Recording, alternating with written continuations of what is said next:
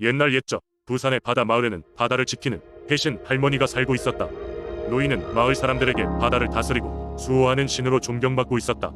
그녀는 매일 아침 바다로 나가 바다의 평안을 기도하고 마을 사람들에게 풍어와 안전한 항해를 기원하며 바다와 대화를 나누었다. 어느 날 마을 사람들은 오래전부터 전해 내려오는 전설적인 용에 대한 이야기를 듣게 되었다. 그 용은 깊은 바다 속에서 살며 때때로 바다 위로 떠올라 사람들에게 행운과 재화를 가져다 준다고 한다.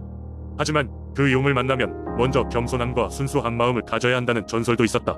마을의 한어부 철수는 그 이야기에 마음이 끌렸다. 철수는 어려서부터 바다를 사랑했으며 용을 만날 수 있다면 자신의 운명이 크게 변할 것이라고 확신했다. 그래서 철수는 매일같이 바다에 나가 용을 찾기 시작했다. 하지만 수개월이 지나도록 용이 흔적조차 찾을 수 없었다. 철수는 시간이 흐를수록 점점 지치고 지고 있었다. 그리고 어느 날 밤 그가 바다 위에서 조용히 명상을 하고 있을 때 눈앞에 놀라운 광경이 펼쳐졌다. 반짝거리는 비늘을 가진 아름다운 용이 물속에서 희미하게 모습을 드러낸 것이다. 철수는 자신의 눈을 믿을 수가 없었다. 용은 철수에게 다가와 부드러운 목소리로 말했다. 인간이여, 나를 부른 것은 그대인가? 철수는 놀라움의 말을 잊지 못했지만 결국 용에게 자신의 순수한 마음을 이야기했다. 그리고 용에게 물었다. 왜 저에게 나타나신 건가요? 용은 미소 지으며 대답했다. 너의 신념과 인내심이 나를 이곳으로 이끌었다. 나는 사람이 필요로 하는 모든 것을 주지 못하지만 내가 줄 수 있는 가장 큰 선물을 준비했다.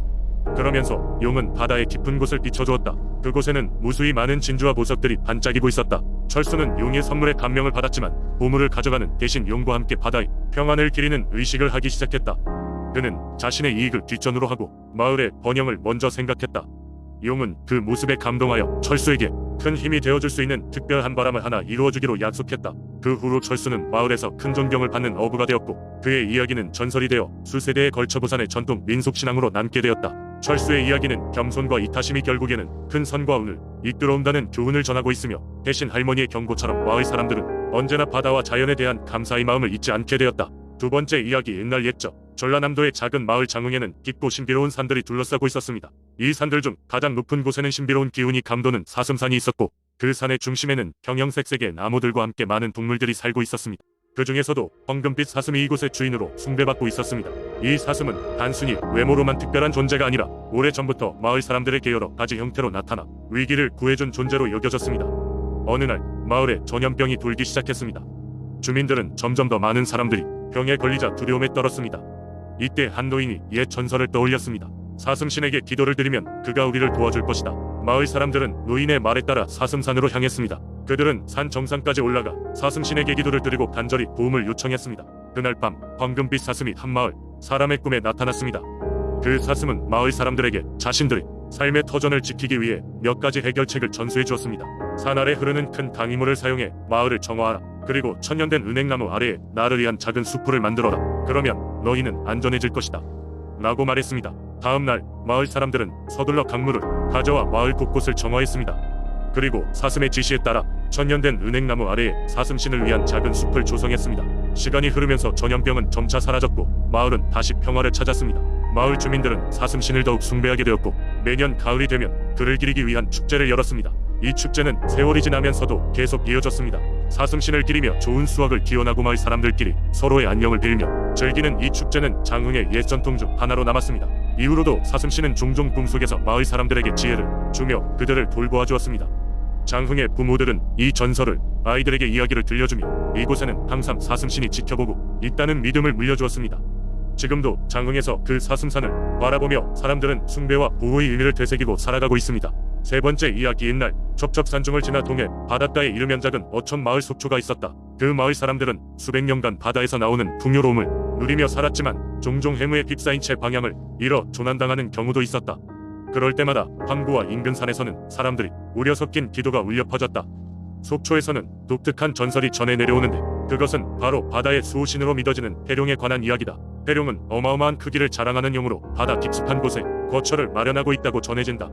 이 해룡은 속초 사람들의 생사를 지켜보며 그들이 해양 생태계와 조화를 이루며 살기를 바란다고 한다. 수세기 전 속초에는 낙천이라는 청년이 있었다. 낙천은 가난하여 바다에 나가 물고기를 잡아 근근히 생계를 이어갔다. 어느 날 거센 폭풍이 몰아치더니 그와 그의 어선은 거대한 파도에 휩쓸려 바다 한가운데로 끌려가고 말았다. 그는 필사적으로 배를 붙잡고 있었으나 결국 지쳐 의식을 잃고 차가운 파도에 내맡겨졌다. 낙천이 깨어났을 때 그는 자신의 주위가 눈부신 빛으로 둘러싸인 것을 보았다. 그리고 그곳에는 하늘 높이 솟아오른 거대한 해룡이 있었다. 해룡은 물결치듯 부드러운 목소리로 낙천에게 말했다. 젊은이여, 그대의 진실한 마음과 자연에 대한 경외심이 나를 깨웠네. 그대에게 도움의 손길을 내밀겠노라. 해룡은 낙천과 그의 배를 안전하게 마을로 데려다 주었고, 그때부터 낙천은 속초의 어머니와 같은 존재가 되어버렸다. 그가 무사히 돌아온 후 마을 사람들은 그를 더욱 존경하게 되었고, 바다에 수호신 해룡을 기리는 축제를 열기 시작했다. 해마다 속초에서는 해룡제라는 축제를 통해 바닷가에서 성대한 제사를 올리고 마을의 안전과 번영을 기원하는 의식을 치른다. 이렇게 속초의 해룡 전설은 오랜 시간 동안 전해져 내려오며 마을 사람들에게 자연과의 조화로운 공존의 중요성을 일깨워주고 있다.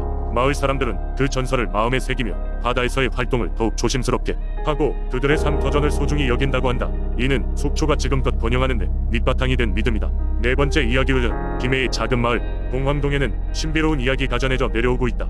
그 이야기는 하늘을 나는 황금 박쥐에 대한 전설이다. 이 박쥐는 날개가 황금빛으로 빛나며 고요한 밤하늘을 날아다니면서 사람들에게 복을 전한다고 한다.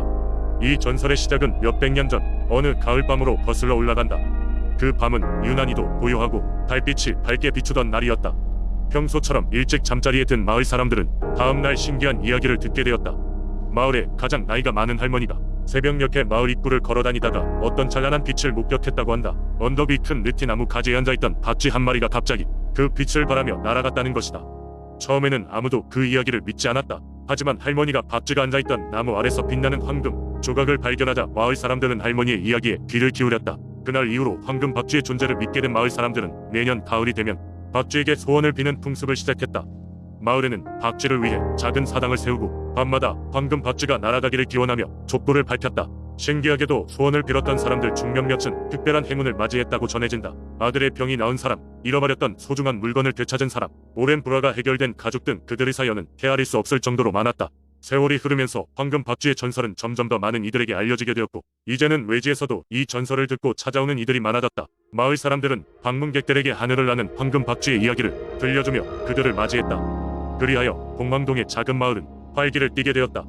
비록 현대에 이르러서는 박쥐를 본 사람이 극히 드물어졌지만 마을의 전통과 신앙은 여전히 살아있다. 마을 축제 때마다 주민들은 합심하여 박쥐를 형상화한 조형물들을 만들고 황금빛으로 마을을 장식하곤 한다. 그리고 그들은 여전히 밤하늘을 보며 소원을 비는 관습을 이어가고 있다. 김해 봉황동의 이 이야기는 마치 별빛처럼 세월을 초월하여 여전히 사람들에게 꿈과 희망을 주고 있다. 황금 박쥐가 진짜인지 전설인지는 중요하지 않다. 중요한 건 그 박쥐가 불러온 마을 사람들의 연대감과 전통이 만들어낸 마음속의 소중한 믿음이라는 것이다. 다섯 번째 이야기. 옛날 순창이라는 작은 마을에는 강바람 할머니라는 산신이 살고 있었다. 그 할머니는 강가 근처의 숲속 깊은 곳 바위산의 그늘에 자리 잡고 있었다. 마을 사람들은 강바람 할머니가 산을 지켜주고 계절마다 풍요와 안녕을 가져다 준다고 믿었다. 어느 해 겨울 유난히 추운 바람이 불어왔다. 마을 사람들은 주위에 떨며 매일매일 얼어붙은 좁은 길을 걷고 있었다. 하지만 아무도 강바람 할머니에게 도움을 청하지 않았다. 그 이유는 할머니에게 각별한 예의를 갖추고 해마다 정성을 다한 제물을 올려야 했기 때문이었다. 그날도 역시 매서운 바람이 불던 어느 날이었다. 잡곡을 지게에 가득 실은 젊은 청년이 강가를 지나고 있었다. 청년은 부모님께 드릴 한 해의 마지막 곡식을 마련하기 위해 고군분투하던 중이었다. 그런데 갑작스레 더 강한 찬바람이 불어 청년을 쓰러뜨리고 말았다. 바람에 실린 고드름들이 청년의 얼굴을 핥히었고 결국 그는 의식을 잃고 쓰러지고 말았다.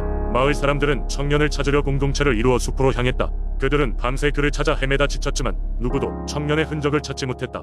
해가 저물기 직전 그때야 숲속을 도움을 받으며 헤쳐나가던 중이었다.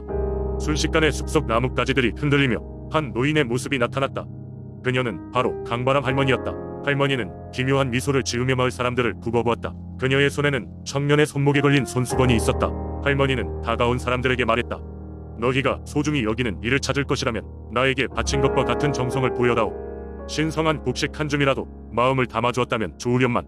이렇게 말한 후 할머니는 땅바닥에 손수건을 놓고 그 자리에 강바람처럼 사라졌다. 놀란 사람들은 할머니가 말한 대로 집에서 가장 귀한 곡식과 채소를 가지고 와 강가에 올려놓기 시작했다. 그날 밤 마을에는 잔잔하고 따뜻한 바람이 불기 시작했고 실종되었던 청년은 멀리서 오두막을 발견하여 상처 하나 없는 채로 마을로 돌아왔다. 이 사건 후로 마을 사람들은 매년 강바람 할머니에게 더욱 성심을 다해 제사를 올리게 되었다. 마을의 냇물은 다시 맑게 흐르고 산의 나무들은 푸르게 자라났다. 강바람 할머니는 다시금 그들을 지켜주는 수호신이 되었다. 전설의 끝맺음은 언제나 먼저 마을에 도달한 훈훈한 바람을 기억하며 감사하는 마음으로 하루를 시작한다는 것이었다. 이렇게 순창의 비밀스러운 산신 강바람 할머니의 이야기는 세대를 거쳐 마을의 전설로 남게 되었다.